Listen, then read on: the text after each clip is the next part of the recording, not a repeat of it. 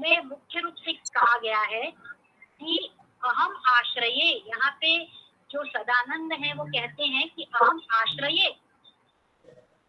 अहम आश्रये, कस्य आश्रये, अर्थात अखंडस्य अवाङ्मनस गोचर इत्यस्य तथा आत्मानम् आधारस्य अखिलाधारस्य अहम आश्रये। किमर्थम्? तस्मात् कारणात्, तस्मै एव अभीष्ट सिद्धये अहम आश्रये, अभीष्ट सिद्धि के लिए मैं आश्रय लेता हूँ।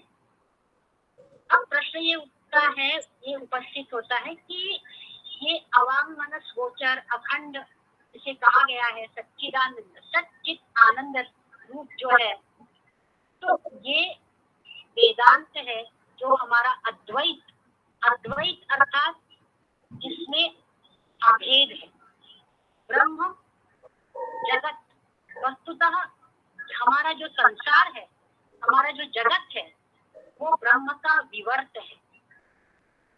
हम प्रायः ये विचार करते हैं जब दर्शन की बात आती है कि दर्शन तो बिल्कुल आत्मा और परमात्मा का विषय है, इसका व्यवहारिक जगत से क्या संबंध है? पर सबसे अधिक संबद्ध दर्शन व्यवहारिक जगत से ही रहा है, क्योंकि वेदांत दर्शन 3 सत्ताओं को स्वीकार करता है, पारमार्थिक सत्ता, प्रातिभासिक सत्ता और व्यवहारिक सत्ता। तो जो पारमार्थिक सत्ता है उसमें मूलतः ब्रह्म सत्यम अर्थात अहम ब्रह्मास्मि का जो अंतिम अनुभव वाक्य है वही पारमार्थिक सत्ता है, वही ब्रह्म सबका कारण है। वो उपादान कारण भी है और निमित्त कारण भी है। अब ये उपादान कारण और निमित्त कारण का क्या तात्पर्य है? तो कारण गुणाः कार्येषु यथा यदा वर्तन्ते तानि उपादान कारणानि। तो जब कारण के गुण कार्य में दिखाई देते हैं, जगत में ब्रह्म के गुण दिखाई देते हैं, किस रूप में दिखाई देते हैं? तो जो ब्रह्म की माया शक्ति है वो माया विक्षेप के द्वारा जगत का निर्माण करती है, और जीव में ब्रह्म की शक्ति होती है अविद्या, और ये अविद्या जो है वही जीव का निर्माण करती है। तो ये पारमार्थिक सत्ता में मुख्य रूप से ब्रह्म है। अब प्रातिभासिक सत्ता क्या है कि जगत और ब्रह्म, तो कई बार ऐसा होता है कि जगत में ब्रह्म का आभास होता है, और यही आभास वेदांत दर्शन का विवर्त है। अतत्वतो न्यथा प्रथा विवर्त इत्युदीर्यते, ये वेदांत सार कहता है। अतत्वतो न्यथा प्रथा, अतत्वतः अन्यथा प्रथा। जैसे कई बार हम देखते हैं कि अंधेरा है और वहां पे एक रस्सी पड़ी हुई है, और अंधेरे के कारण हम ठीक ठीक देख नहीं पाते हैं, और उस रस्सी को हम सर्प समझ लेते हैं।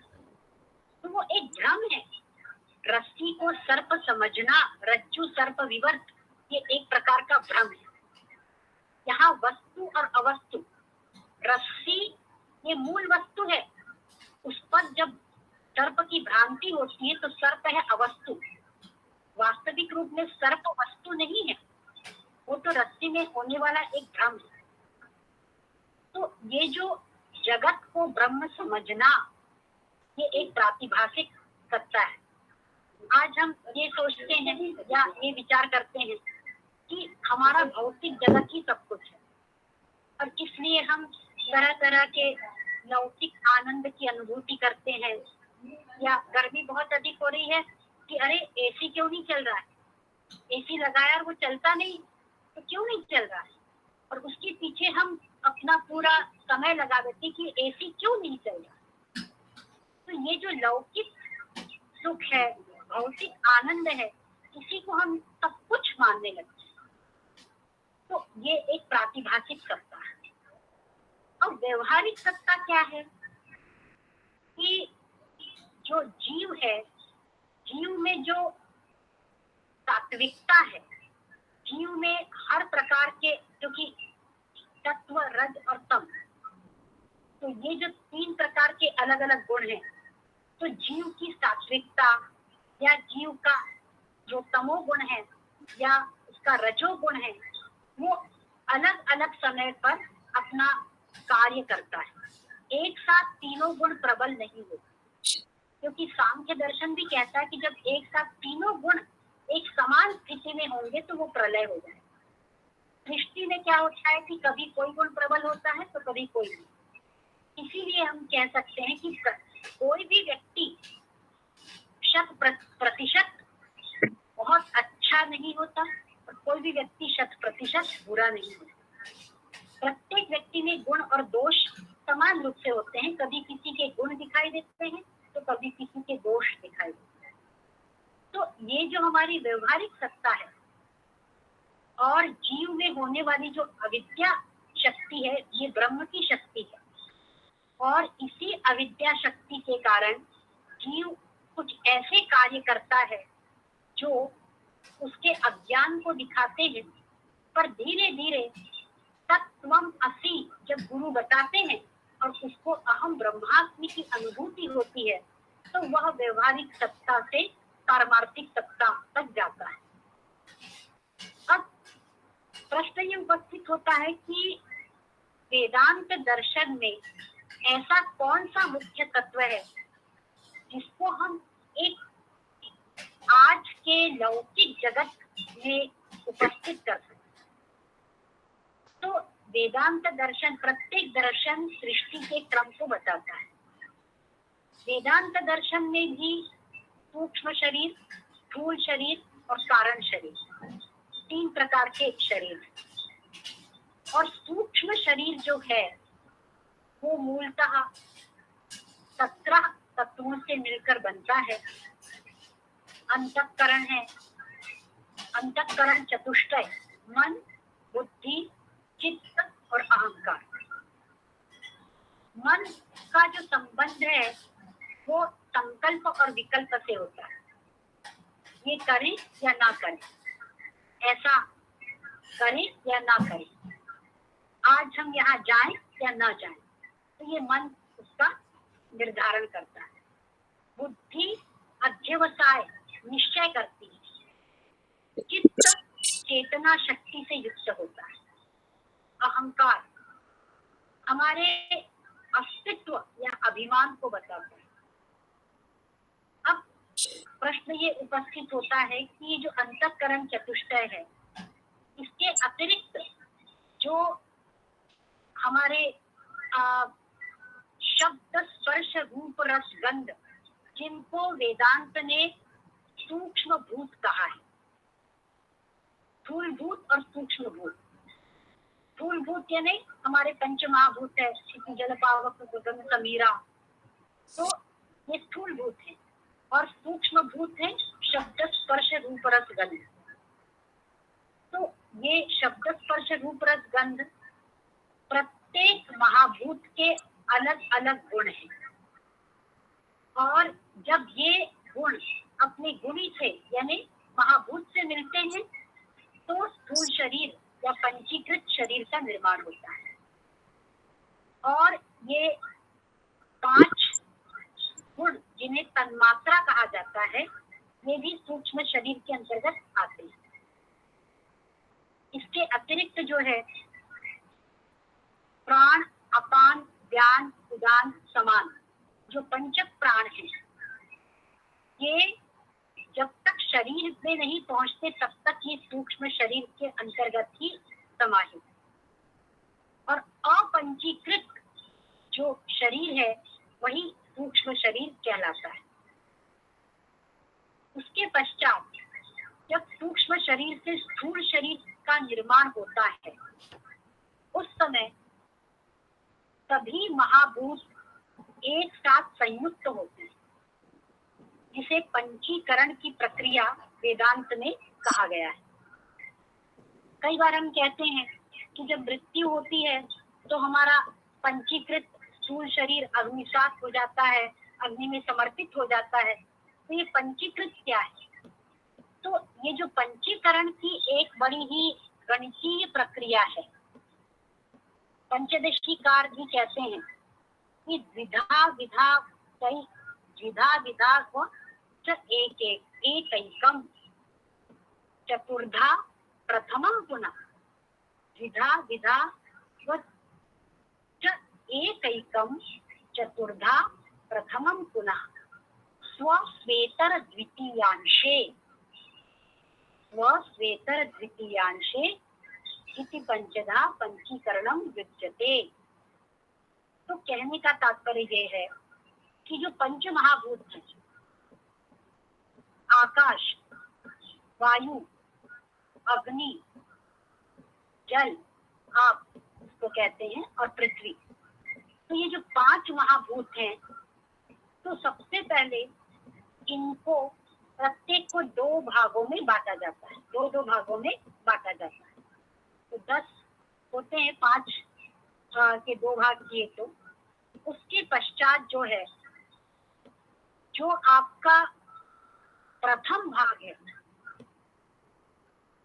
उस प्रथम भाग को पुनः 4 भागों में विभाजित किया जाता है, और जो द्वितीय भाग है उसको, उस अर्धांश को वैसा ही रखा जाता है। अब इसके बाद जो अर्धांश है वो प्रत्येक महाभूत में जाता है, अर्थात जो महाभूत है उसके पास उसका स्वयं का अर्धांश रहता है, और दूसरे महाभूत का 1/8वां अष्टमांश रहता है। तो यहाँ पर यही सिद्ध होता है या यही प्रमाणित होता है कि आकाश जो महाभूत है, उस आकाश में शब्द और स्पर्श दोनों है। आकाश का गुण है शब्द और वायु का गुण है स्पर्श। तो आकाश में वायु भी है, अर्थात आकाश में शब्द और स्पर्श दोनों है। फिर के पश्चात वायु, तो वायु में भी शब्द और स्पर्श दोनों है। फिर अग्नि, अग्नि में शब्द, स्पर्श, रूप, ये तीनों है। जल में शब्द, स्पर्श, रूप, रस, रस उस जल का स्वयं का तत्व है, और स्पर्श वायु का है, क्योंकि जल में भी वायु है तो वायु का गुण अपने आप आ जाएगा, और शब्द आकाश का गुण है तो आकाश का गुण आया तो आकाश तो आ ही जाएगा, क्योंकि पंचीकरण की प्रक्रिया में तो गुण आया तो गुण के साथ गुणी भी आता है, और गुणी आया तो गुणी के साथ गुण भी आ जाएगा।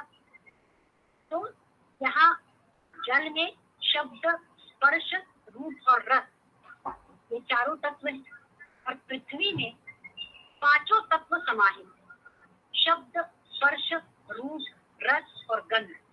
गंध पृथ्वी का स्वयं का तत्व है, उसका आधांश तो उसमें है ही, अर्धांश। इसके अतिरिक्त चारों तत्वों का अष्टमांश पृथ्वी में समाहित। और इससे हम क्या विचार कर सकते हैं? ये जो पंचीकरण की प्रक्रिया है, इसका सीधा संबंध है हमारी पर्यावरण जो भावना है, या पर्यावरणिक जो हमारा मंडल है, या पर्यावरणिक जो पृष्ठभूमि है, उससे इसका संबंध स्थापित होता है। क्यों? क्योंकि पृथ्वी में यदि पांचों महाभूत हैं या पांचों महाभूतों के गुण हैं, तो पृथ्वी में आकाश भी समाहित है, वायु भी समाहित है, अग्नि भी समाहित है, जल भी है, और पृथ्वी अपनी तो उनकी गंधवती पृथ्वी तो है ही। तो पर्यावरण की दृष्टि से जो हमारा भूलोक है, वो भूलोक मूलतः सभी तत्वों का एक समावेश है, और यही कारण है कि पृथ्वी का संतुलन जब थोड़ा सा असंतुलित रूप में दिखाई देता है या प्रकृति का संतुलन जब सही नहीं होता या उचित नहीं होता है, तो उस समय बहुत सारी प्रतिकूल स्थितियां हमारे समक्ष उपस्थित होती हैं। और यही कारण है कि आज हम देख रहे हैं कि विश्व में एक युद्ध की विभीषिका चल रही है और जिसके कारण पृथ्वी में रहने वाले सभी महाभूत किसी न किसी रूप में कुछ असंतुलित से हो गए और इसी के कारण कभी बहुत अधिक गर्मी या कभी एकदम वर्षा की स्थिति, वृष्टि की स्थिति आ जाती है। तो ये जो एक या एक प्रकार की कृत्रिमता, प्रकृति में कृत्रिमता दिखाई दे रही है, तो वो इसीलिए है क्योंकि हमारा जो पंचीकरण जो कि पृथ्वी में दिखाई देता है वो कुछ संतुलन से हट कर या संतुलन से कुछ पृथक सा दिखाई दे रहा है या पृथक सा हो गया। और ये पंचीकरण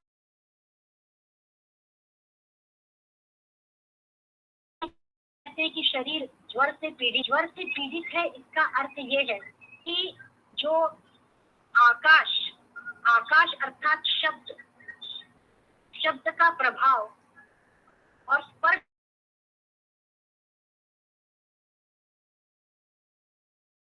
हो जाता है, जो रूप है या जो अग्नि है उसका अधिक हो जाता है, तो इस तरह की ज्वर की स्थिति दिखाई देती है।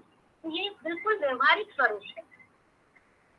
और इसके अतिरिक्त कई बार हम कहते हैं कि कुछ ऐसी स्थिति आ जाती है जिसके कारण जिसको हम कहते हैं रक्तचाप या उस तरह की स्थिति, तो इसका भी कहीं न कहीं प्रभाव हमारे पंचीकृत शरीर में ही दिखाई देता है। अब जब हम वेदांत को आगे देखते हैं तो इसमें सबसे एक महत्वपूर्ण बात आती है कि प्रत्येक दर्शन का अधिकारी कौन है, प्रत्येक दर्शन किसे पढ़ना चाहिए। तो उन्होंने बहुत सुंदर कहा है वेदांत दर्शन में कि विधिवत अभीत वेद वेदांगत्वेन अखिल इत्यादि कहकर उन्होंने आगे कहा है कि नित्य नैमित्तिक प्रायश्चित्तोपासना काम्य निषिद्ध कर्म वर्जन पुरस्सरम साधन चतुष्टय संपन्न प्रमाता। अर्थात जो नित्य नैमित्तिक प्रायश्चित्त और उपासना, इन चारों पद्धतियों को पूर्ण रूप से करे या इन चारों पद्धतियों का निर्वहन करे, तो नित्य कर्म यानी जो हम संध्या वंदन करते हैं, तो ये नित्य कर्मों का करना भी एक वेदांत दर्शन के व्यवहारिक रूप में ही आता है, क्योंकि प्रतिदिन ये संध्या वंदन करना, सायं संध्या करना, दीप जलाना, तो ये हमारा एक दर्शन का भक्ति स्वरूप है या भक्ति की एक दार्शनिक दृष्टि से होने वाली प्रक्रिया है। नैमित्तिक प्रायः हम ये देखते हैं कि यदि कोई कार्य नहीं हो रहा है तो कार्य विशेष को लेकर प्रयोजन से, किसी विशिष्ट प्रयोजन से यज्ञ आदि का विधान किया जाता है। प्राचीन समय में पुत्र कामेष्टि यज्ञ हुआ करते थे या स्वर्ग प्राप्ति के लिए जातेष्टि आदि यज्ञ हुआ करते थे या ज्योतिष्टोम यज्ञ हुआ करते थे। तो आज भी जो हम कार्य करते हैं कि किसी प्रयोजन से, जैसे विवाह के पूर्व रहमक आदि करने की परंपरा है, तो ये जो है वो शांति यज्ञ या अन्य किसी प्रयोजन से किए गए यज्ञ सभी नैमित्तिक कर्म कहलाते हैं। प्रायश्चित कई बार जो पाप या अनुचित कार्य हो जाते हैं, दोषपूर्ण कार्य हो जाते हैं, उनका क्षालन करने के लिए ये यज्ञ किया जाता है। जैसे वेदांत सार में चांद्रायण यज्ञ का उल्लेख है। उपासना की जब बात होती है तो हमारे यहाँ साहित्य में, हमारी भक्ति परंपरा में निर्गुण धारा और सगुण भक्ति धारा की परंपरा रही है। और ये निर्गुणोपासना, सगुणोपासना, ये मूलतः वेदांत के ही बीज में निहित होती है। इसके अतिरिक्त निषिद्ध कर्म का वर्जन करना चाहिए। गो हत्या, आज गो संरक्षण की चर्चा स्थान स्थान पर होती है, तो गो हत्या ये निषिद्ध कर्म प्रारंभ से ही वेदांत में बताया गया है। तो ये इस कर्म को जो है वो त्यागना चाहिए, इसका निषेध करना चाहिए। काम्य कर्म, जो कार्य आपके इच्छित हैं पर जो उचित है या जिसको करने से आपको और आपके संपूर्ण कुटुंब या परिवार को अनुकूल दृष्टि दिखाई देती है, तो उसी प्रकार के कार्य करने चाहिए। और इसके अतिरिक्त इन्होंने कहा है साधन चतुष्टय संपन्न। अभी तो नहीं लाया 4 साधन, नित्य कुछ नहीं, मैं दवाई खा लिया, उचित अनुचित का कुछ विवेक। नहीं, दवाई खा लिया। समय का आप बताइए कब तक मुझे कहना है मनीष जी। समयस्य आमा मधुना पंचनिमेषाः अवशिष्टाः इतोपि अनन्तरं पंचनिमेषान्तर्गते एव उपसंहरतु।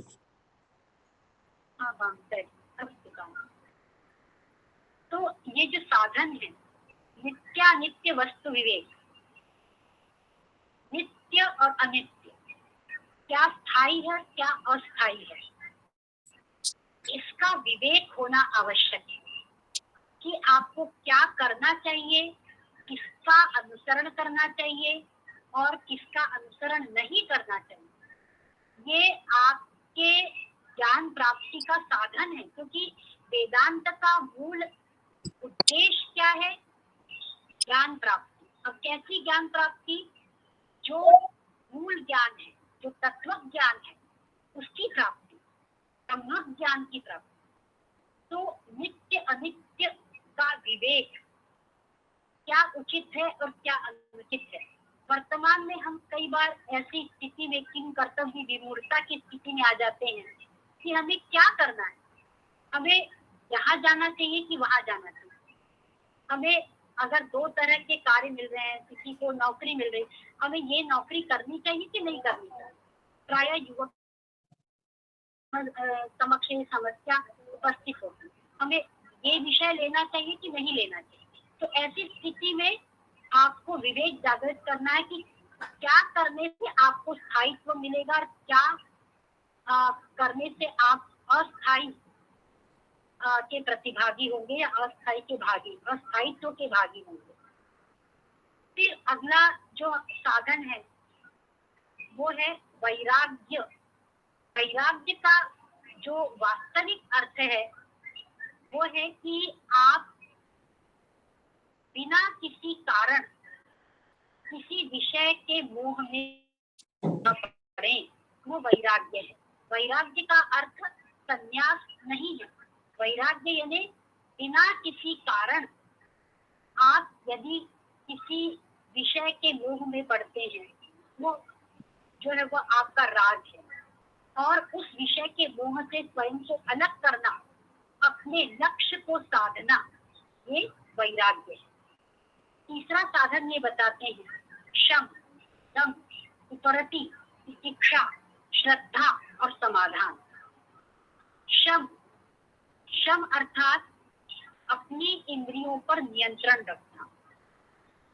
दम अर्थात अपनी इंद्रियों को बाह्य और आंतरिक दृष्टि से पूर्णतः नियंत्रित करते हुए कार्य करना, नियंत्रित रखते हुए कार्य की ओर प्रवृत्त होना। वस्तुतः कई बार संसार में या हम देखते हैं कि कुछ कार्य कर रहे हैं, यहाँ से कोई गीत सुनाई देता है या कहीं पर कुछ बहुत अच्छी जो है वो बहुत अच्छे पदार्थ हमारे सामने जो है वो सुगंध का प्रसार कर रहे हैं और अच्छी सुगंध आ रही है, तो हम अनायास ही आकर्षित हो जाते हैं। तो अपनी इंद्रियों पर नासिका, जितनी भी ज्ञानेंद्रियां हैं, कान, श्रोत्र, नासिका, नेत्र, सब पर पूर्ण रूप से नियंत्रण रखना, जिससे आप एक लक्ष्य को प्राप्त कर सकें, जिसको हम कहते हैं कॉन्सेंट्रेशन। आज जो भी चर्चाएं होती हैं, चाहे वो किसी भी रूप में या अलग अलग तरीके से, जो आजकल मेडिटेशन की बात होती है, तो मेडिटेशन तो सबसे पहले वेदांत में ही बताया गया है। अलग अलग शैलियों में आज भिन्न भिन्न जो हमारे विद्वान हैं, हमारे समक्ष संचार के माध्यम से मेडिटेशन की चर्चा करते हैं। तो ये मेडिटेशन क्या है? ये शब्द जो शम दम, ये सारी बातें मेडिटेशन के अंतर्गत ही समाहित।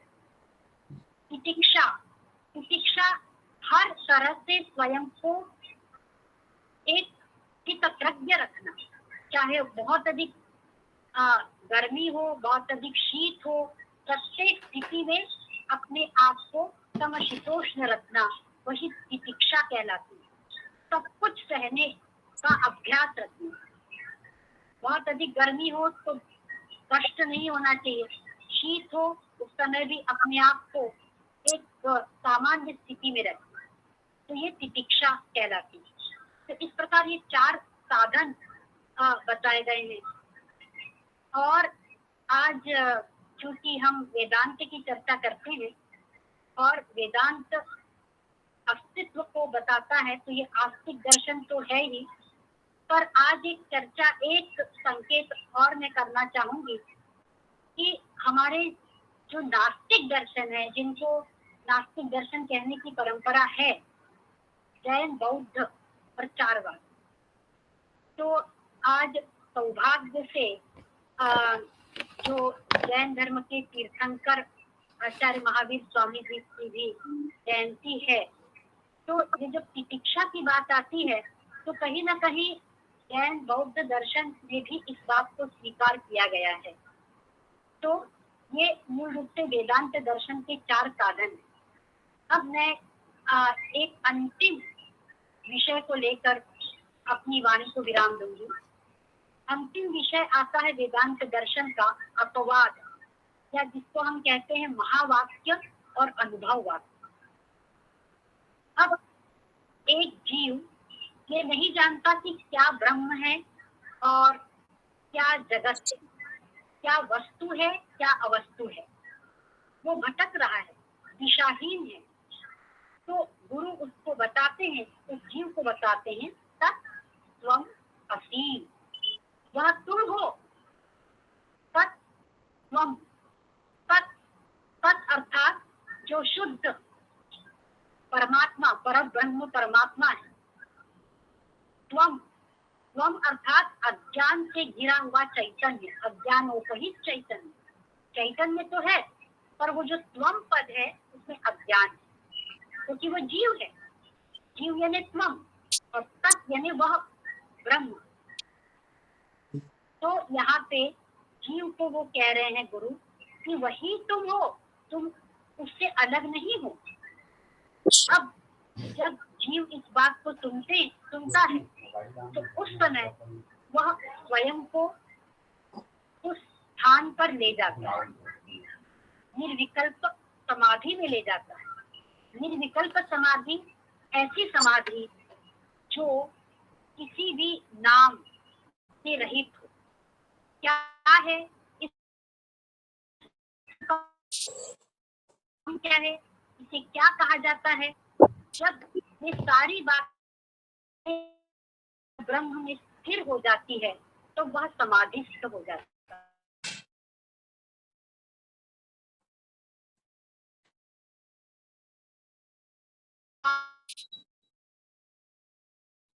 उपसर्ग स्थिर करना,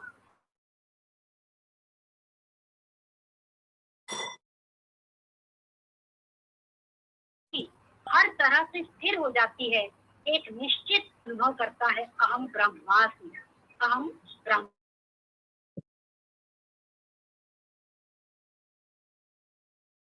मैं ही ब्रह्म हूँ। अब जब ये जो उसकी अनुभूति है, ये है, वही वेदांत का मूल सार तत्व। मैं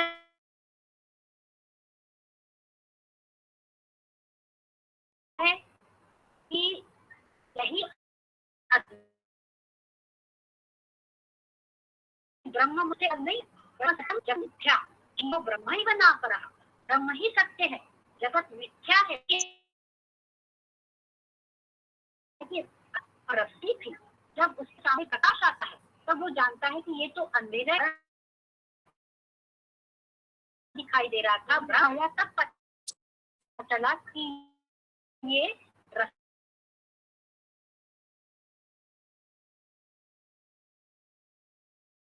वो मिथ्या है।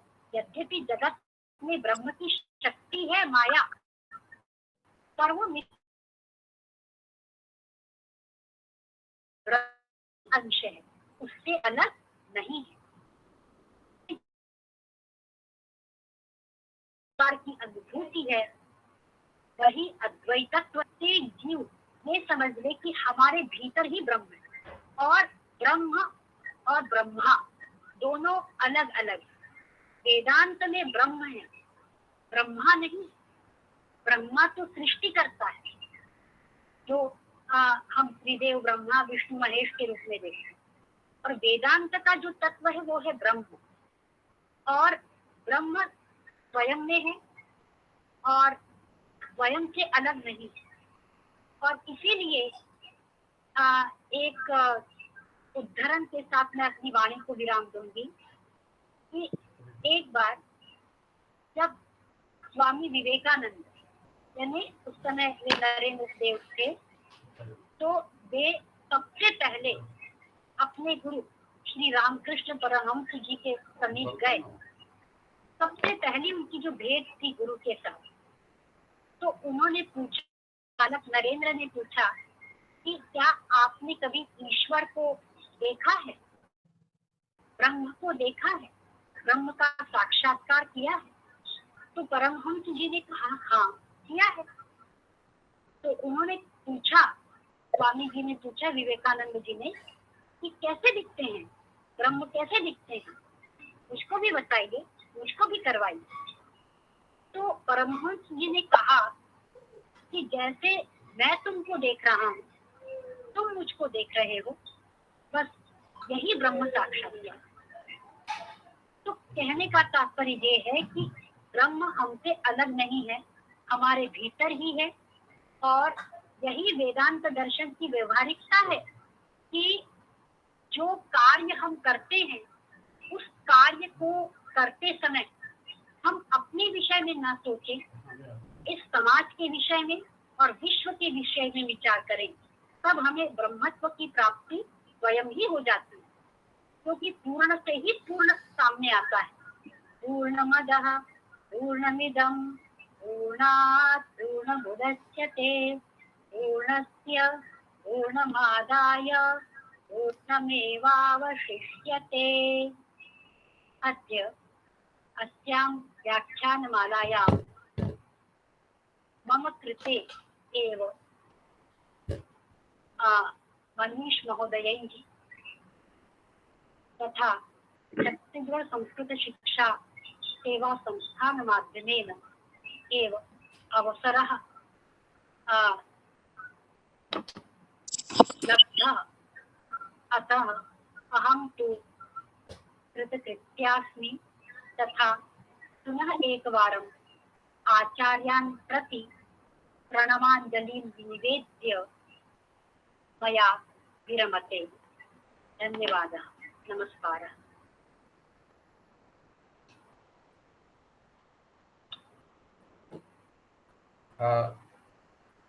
धन्यवाद महोदयाः। आज आपने जो विशिष्ट व्याख्यान स्वामी श्री श्रीनिवासाचार्य स्मृति विशिष्ट व्याख्यान जो प्रत्येक त्रयोदशी को आयोजित हमारे संस्थान के द्वारा होता है,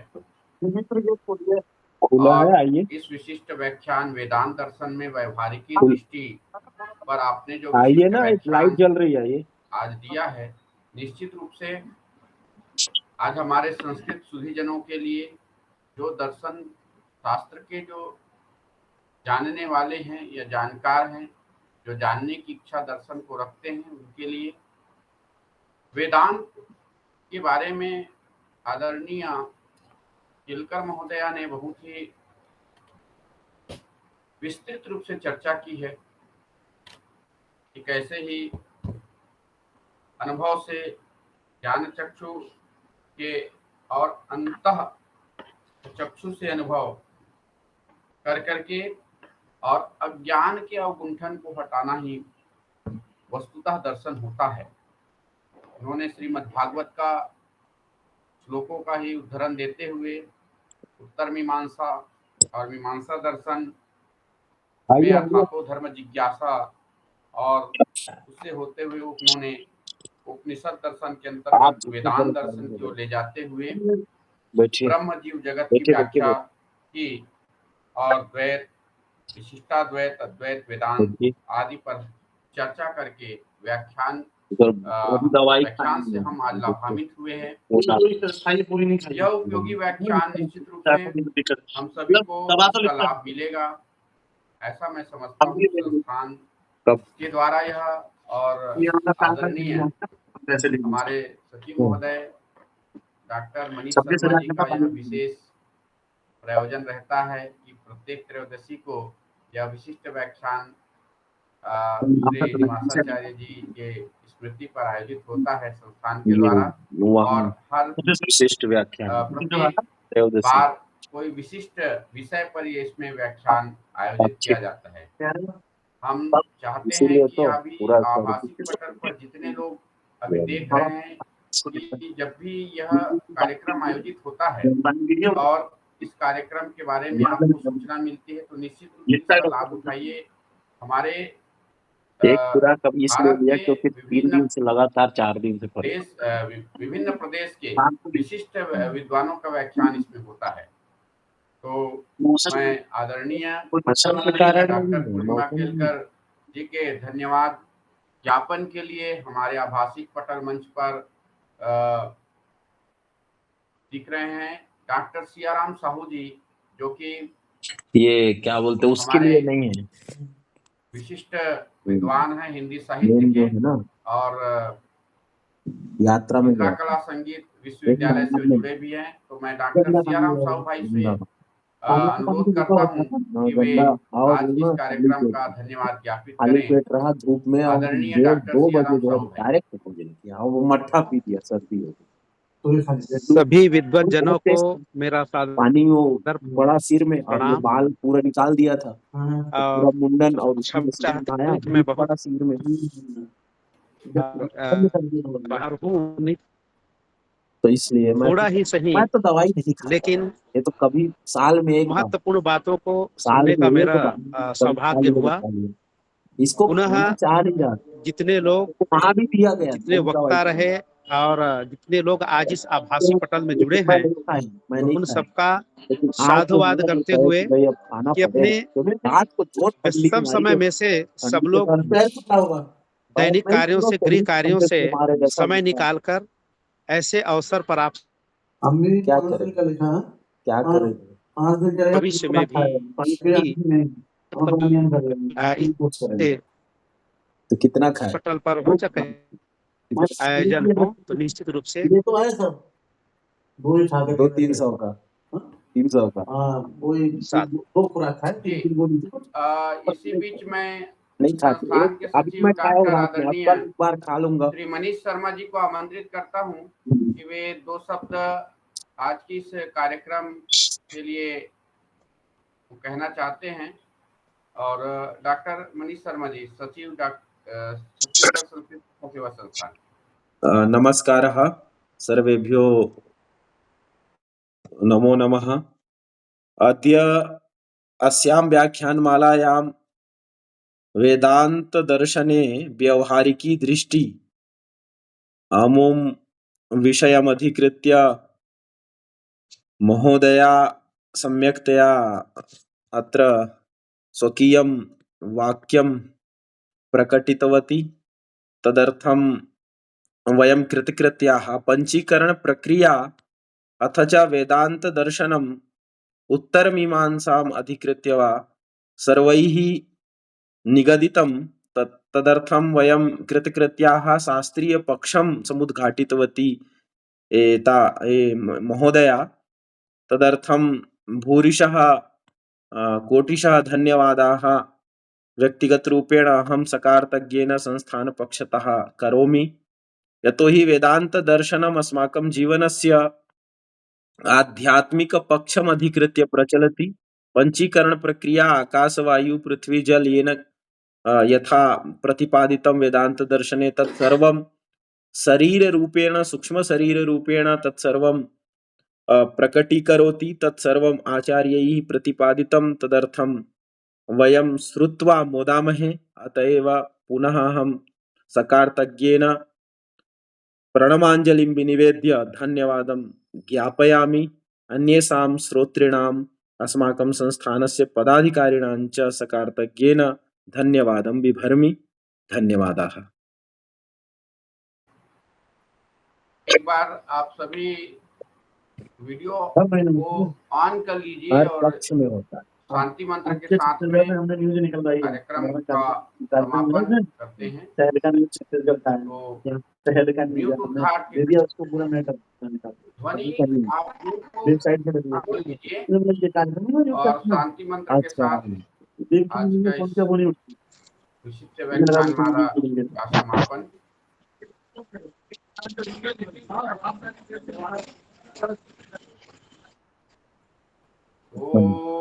ओम सर्वे भवन्तु सुखिनः, सर्वे सन्तु निरामयाः, सर्वे भद्राणि पश्यन्तु, मा कश्चित् दुःखभाग् भवेत्। ओम शांति शांति शांति। धन्यवाद। नमो नमः। नमस्कार। धन्यवाद।